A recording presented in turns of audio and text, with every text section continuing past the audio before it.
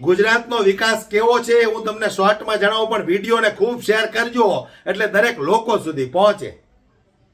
હવે છોકરો લોન લઈને અથવા તો જમીન વેચીને મકાન બનાવે એટલે આસપાસના વિસ્તારવાળાને એમ લાગે કે મેઘજી બાપાનો છોકરો બહુ રૂપિયા કમાણો, મોટો જબરજસ્ત બંગલો બનાવી દીધો. પણ એને ખબર ન હોય કે આની પર લોન ચાલુ છે અથવા તો એક શેઢો ટૂંકો કરીને આવ્યો છે. એવી જ રીતે વિકાસની આ લોકો વાતો કરે છે, પણ આજે તમને કોઈ ખબર ન હોય તો જણાવી દઉં કે 3.80 લાખ કરોડ રૂપિયા ગુજરાતનું દેવું છે. આ અંધભક્તોને ખબર નહીં હોય, કારણ કે એ બધા વોટ્સએપ યુનિવર્સિટીના અંધભક્તો છે. એને ખાલી એવો મેસેજ આવે ને કે આકા આવે છે, સભા કરવાની છે એટલે દોડવા મળે, પણ ક્યાં આવે છે, શા માટે આવે છે એ કાંઈ ખબર ન હોય, બસ આકા આવે છે. એટલે આ બધા વોટ્સએપ યુનિવર્સિટીના અંધભક્તો છે. અને હમણાં આઈટી સેલમાં તો બહુ તૂટી પડ્યા છે આવા. એટલે મારે ગુજરાતની જનતાને એટલું કહેવું છે કે કદાચ ગુજરાતનો વિકાસ થયો હોય ને તો એની સામે 3.80 લાખ કરોડ રૂપિયાનું ગુજરાતનું દેવું છે, ભારતનું નહીં, ગુજરાતનું. આ કોઈના બાપની તેવડ નથી આ દેવું ભરી શકે એમ. એટલે જાગૃત બનો. ગુજરાત એ રીતે ગીરવી થતું જાય છે. જેમ ભારત દેશ ઉપર 255 લાખ કરોડનું દેવું છે એમ ગુજરાત ઉપર 3.80 લાખ કરોડનું દેવું છે. એટલે વિકાસના જે લોકો બણગાઓ ફૂંકે છે ને, વિકાસના જે બણગાઓ ફૂંકે છે ને કેવો વિકાસ છે ખબર? ગામડે તમે એકાદો ખૂણો સીધો કર્યો હોય અથવા તો 25-30 લાખની લોન લીધી હોય, પછી તમે એકાદો ફ્લેટ લો, મકાન બનાવો અને આખી જિંદગી તમે ઠોકાતા જે હપ્તાઓ ભરો ને, આ એવો વિકાસ છે ગુજરાતનો. એટલે જાગૃત બનો.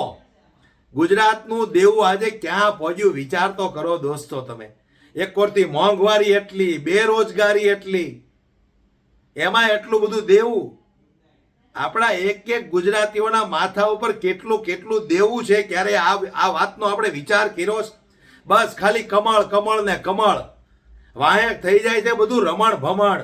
જરાક જોઈ વિચારીને વોટ કરો, જાગૃત બનો. તમારી અંદરની આત્માને તમે ક્યારેક તો સવાલ કરો કે વિકાસ થાય છે કોઈ વાંધો નહીં, પણ સામે દેવું કેમ વધે છે? એનું કારણ શું છે? લોકો આટલા વેરા ભરે, ટેક્સ ભરે, પેટ્રોલ ડીઝલ ઉપર ટેક્સ ભરે, એક નાનકડી વસ્તુ ઉપર ટેક્સ ભરે, તો ગુજરાતનું દેવું આટલું બધું કેમ? એની પાછળનું કારણ શું છે? આવું જાણવાનું ક્યારેય કોઈએ પ્રયત્ન કર્યો નહીં. કારણ કે આ લોકોએ દરેક ગુજરાતીઓને લોન જ એટલી બધી ધરબી દીધી છે. બિચારો હપ્તા ભરવામાંથી ઊંચો આવે તો આવું કંઈક વિચારે ને. અને ક્યાંક વળી થોડા ઘણા નવરા હોય ને બેઠા વિચારતા હોય ત્યાં હિન્દુ મુસલમાનનું લઈને આવે એટલે વળી પાછા આવડા ધડ કમળનું બટન દબાવે. એટલે હિન્દુ મુસલમાન છોડો, ભારત પાકિસ્તાન છોડો. આયા જેટલી આપણે મહામારી છે, જદમારી છે, તો આપણે પાકિસ્તાનને અત્યારે સાઈડમાં મૂકો. ગુજરાતની અંદર શું થાય છે?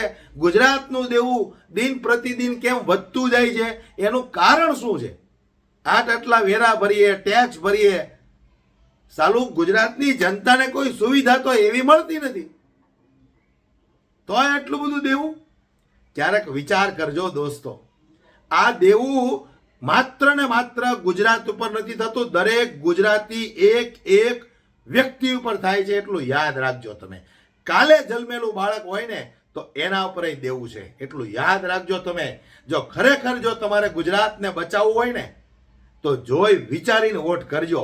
આ વખતે જો ચૂક્યા તો સમજી લેજો 3.80 લાખ કરોડ છે ને, આંકડો ક્યાં પોગે ને એનું નક્કી જ નહીં. માટે જોઈ વિચારીને વોટ કરજો દોસ્તો.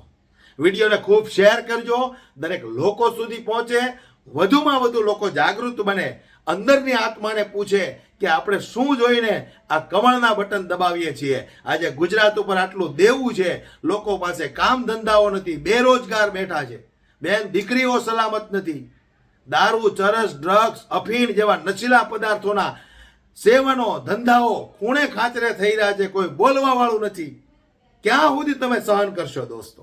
ક્યાં સુધી? એમ એક ખાલી હિન્દુ મુસલમાનના ડરે તમે ગુજરાતને આટલા ઊંડા દેવામાં ઉતારી દીધું. એ તો જુઓ તમે, આની પાછળનું કારણ એક જ છે, કમળ, કમળ ને કમળ.